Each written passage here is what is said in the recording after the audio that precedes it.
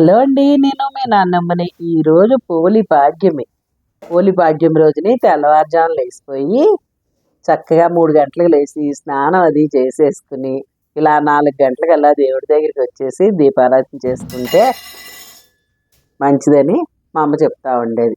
కార్తీక మాసం నెల రోజులు నానమ్మ కొంట్లో ఓపుకున్నా లేకపోయినా కూడా ఇలా స్నానం చేసి తెల్లారుజామున లేచి దీపం వెలిగించుకుంటుంది ఇండియాలో ఉంటే కనుక.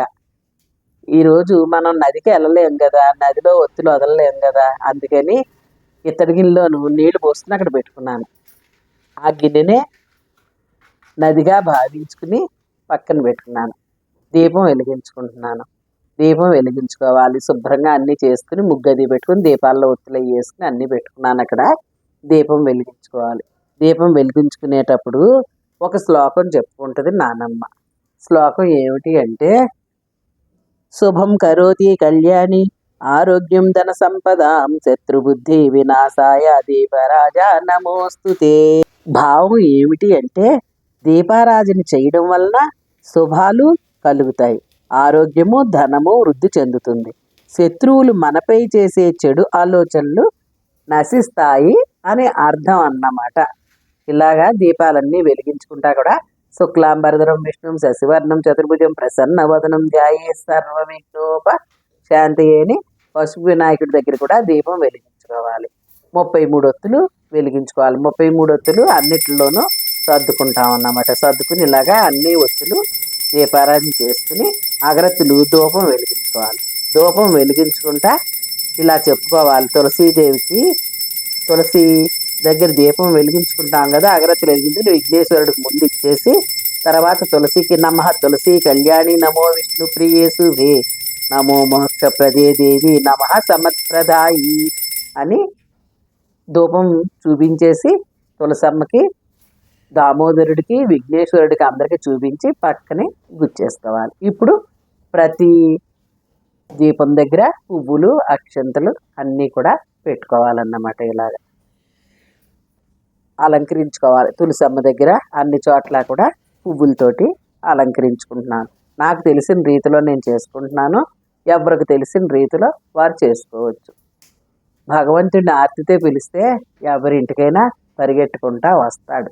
ఇదే పోలి చేసినటువంటి పూజ. పూర్వం నా చిన్నపిల్లప్పుడు అందరూ తెల్లారుజాముని లైట్లు పట్టుకుని తెల్లారుజామున 3 గంటలకి బయలుదేరి వెళ్ళేవాళ్ళం. చిన్న పిల్లని వాళ్ళు కూడా పరుగులెట్టుకుంటా వెళ్ళేదాన్ని. చిన్నప్పటి నుంచి మా పెద్దమ్మ మా అమ్మ వాళ్ళు చేసుకుంటా ఉండేవారు పూజలు. ఆ పూజలు చూస్తా పెరిగిందాన్ని అన్నమాట. అప్పటి నుంచి మైండ్లో అదే ఉండిపోయింది. చక్కగా లాస్ట్ రోజుని పోలిని స్వర్గానికి పంపించామని పులిహార బూర్లు వండి పరవాన్నమును వడపప్పు సలివిడి నైవేద్యం అది పెట్టుకుని ఇవన్నీ చేసేవారు. గోదావరిలో ఒత్తులు వదిలేసేవాళ్ళం. వదిలేసి పూజ నెల రోజులు ఇలాగే కార్తీక మాసం పూజ చేసుకునేవాళ్ళం. వాళ్ళు 1 గంట ఆ ప్రాంతంలో భోజనాలు అయ్యి అయిపోయిన తర్వాత కార్తీక పురాణం చదవడానికి వచ్చేటప్పటికి ఒక 20 మంది అరుగుల మీద కూర్చునేవారు. కుందుల సత్యమామ అని ఉండేది, కార్తీక పురాణం చదివేది, అందరూ వినేవారు కూర్చుని. పల్లెటూరులో ఉంటే ఆ సందడే వేరు, ఆ కట్టుబాట్లు వేరు. ఇప్పుడు ఒత్తులు వెలిగించేసుకుని దామోదరుడు చూపించి, విఘ్నేశ్వరుడికి, తులసమ్మకు చూపించి, ఆకాశానికి చూపించి, నీళ్ళల్లో గౌతమి నదిగా భావించి, గోదావరిగా భావించి, నర్మదగా, సరస్వతిగా, కావేరిగా, బ్రహ్మపుత్రగా అన్నీ భావించుకుని అలా వదిలేసుకుని 3 సార్లు దీపాన్ని ముందుకు పంపించినట్టుగా పంపించేసి దీపం నీళ్ళల్లో వదిలేశాను. నదిగా భావించుకున్నాను అన్నమాట. భావన ప్రతిదీ కూడా పూజ అనేది ఒక భావన. నాకు కాళ్ళు వంగట్లేదండి, కూర్చోలేను, కింద 2 మోకాళ్ళ చెప్పులు అరిగిపోయినాయి.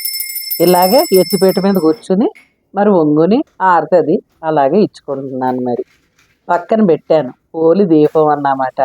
పోలి కథకి వెళ్తే నాకు తెలిసినటువంటిది మా పెద్దమ్మ మా అమ్మ చెప్పినటువంటి కథ ఏమిటి అంటే, పూర్వం ఒక ఊర్లో ఒక చాకలి రాజమ్మ ఉండేదట. తనకి 7 కుమారులు ఉండేవారట. 6 పిల్లలకి పెళ్ళిళ్ళు అయిపోయి కోడళ్లతోటి సుఖ సంతోషాలతో ఉండగా 7వ కుమారుడికి పెళ్లి కాలేదట. కాలేదని ఒక పేదింటి అమ్మాయిని, గుణవంతురాలు అందగతిని తీసుకొచ్చి పెళ్లి చేసుకున్నదట. అయితే ఉన్న 6 కోడళ్ళకి ఏమిటి అంటే, తను పేదింటిదని చులకనగా చూస్తూ ఉండేవారట. కోడళ్లతో చేరి ఈ రాజమ్మ కూడా ఈ కోడల్ని అంత ఇష్టంగా చూడకుండా ఆ పనులు ఈ పనులు చెప్తా తిన్ని టార్చర్ చేస్తూ ఉండేదట. కానీ పోలి అవేమి పట్టించుకోకుండా తను వృత్తి ధర్మం తన పనులు తను చేసుకుంటా భగవంతుడు తెలుసుకుని తన పనులు తను చేసుకునేదట. చాకలి రాజమ్మ కార్తీక మాసం నెల రోజులు కూడా 6 కోడళ్ళని తీసుకుని వెళ్ళి తనే నదికి వెళ్ళి స్నానం చేసి దీపాలు వదులుకుని వస్తూ ఉండేదట. పోలికి వెళ్ళి స్నానం చేసి దీపం వదలాలని కోరుకుండేదట. కానీ ఆ కోరిక నెరవేరలేదు. లాస్ట్ పోలిపాడ్యం వచ్చింది. అత్త కోడళ్ళు నదికి స్నానానికి వెళ్ళారట. వాళ్ళు స్నానానికి వెళ్ళిన సమయం చూసి తిని స్నానం చేసి కవ్వానికి ఉన్నటువంటి వెన్న తీసి దొడ్లో చెట్టునున్నటువంటి పత్తి తీసి ఒత్తి చేసుకుని దీపం వెలిగించిందట.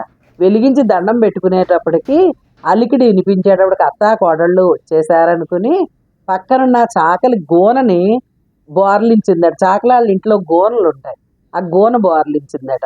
విష్ణుమూర్తి ఇదంతా చూస్తూ ఉన్నాడు కాబట్టి దేవదూతల్ని విమానాన్ని ఇచ్చి చాకలి పోలిని బొందుతో స్వర్గాన్ని తీసుకురమ్మని పంపించాడట.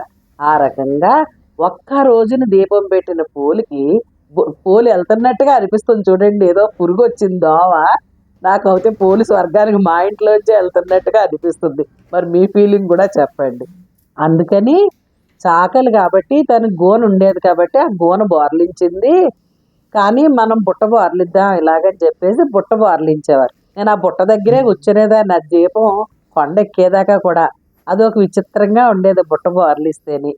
పోలి స్వర్గాన్ని పంపించిన రోజు పులిహార బూర్లు ఇలా వండుకుని పరవాన్నం అదిని వడపప్పు సలివిడి చేసుకుని అందరికీ పంచిపెట్టుకునేవారండి. ఆ రోజులు అవి వేరు. చిన్నపిల్లలు అందరికి ఇచ్చి వస్తూ ఉండేవాళ్ళం. ఈ కథ మీకు చెప్తానే నేను ముగించేశాను. మరి ఇంకా హారతి ఇచ్చేసుకుందామా? స్వస్తి పలుకుదామా? హారతి ఇచ్చేసుకుని హారతి ఇచ్చేసుకుందాం. హారతి గుణరావమ్మ శ్రీ తులసి మాత, మనసారా పూజింతు శ్రీ తులసి మాత. హారతి గుణరావమ్మ లక్ష్మీ పార్వతి నీవు సరస్వతివి నీవమ్మ. హారతి గుణరావమ్మ శ్రీ తులసి మాత అంటూ పువ్వుతో నీళ్లు హారతి దగ్గర వదిలేసుకుని ఇలా నమస్కారం చేసుకోవాలి. నాకు తెలిసిన రీతిలో ఏదో చిన్న పూజ, చాకలి పోలిలాగా చిన్న పూజ చేసుకున్నాను. భగవంతుడిని ప్రీతి విశ్వాసంతో పిలుచుకుంటా ఉంటాను. నాకు పూజలు మహా ఇష్టం. పూజే నా సర్వస్వము.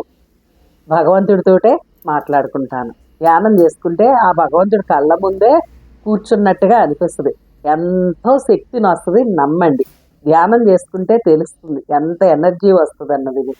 ఇలాగే భగవంతుడిని స్మరించుకుంటా ధ్యానం చేసుకుంటా తెల్లారుజామున ఎప్పుడు కూడా 4 గంటలకు లేచి 5 గంటల వరకు రోజు ధ్యానం చేసుకుంటాను. ఇప్పుడు పూజ రూపంలో ఇలాగన్నమాట. నానమ్మ చేసినటువంటి పూజ మీకు ఎవరికైనా నచ్చినట్లయితే ఒక లైక్ చేయండి, మీ ఫ్రెండ్స్కి షేర్ చేయండి. కొత్తవారు చూస్తే కనుక సబ్స్క్రైబ్ చేసుకోండి. నానమ్మకి సపోర్ట్ చేయండి. ఇంతవరకు సపోర్ట్ చేస్తూ నన్ను ఆదరిస్తున్నటువంటి అశేష ప్రజానికానికి కూడా మరొకసారి ధన్యవాదాలు తెలుపుకుంటున్నాను. నానమ్మ చేసినటువంటి పూజ మీ ఫీలింగ్ కూడా కామెంట్ రూపంలో తెలియపరచండి.